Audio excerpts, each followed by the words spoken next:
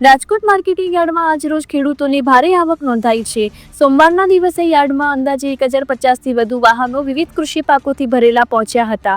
યાર્ડમાં અલગ અલગ પાકની આવક ક્રમવાર પ્રવેશ અપાવી સુવ્યવસ્થિત રીતે ઉતરાઈ કરવામાં આવી હતી।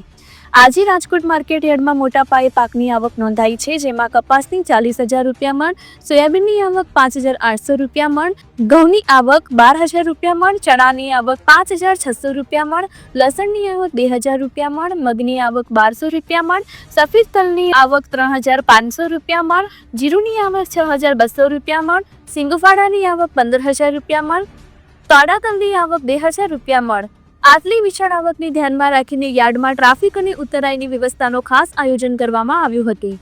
આવકના આ વધારા બાદ બજારમાં સારો વેપાર જોવા મળી રહ્યો છે। ખેડૂતો અને વેપારીઓ બંને માટે આજનો દિવસ લાભદાયી ગણાઈ રહ્યો છે।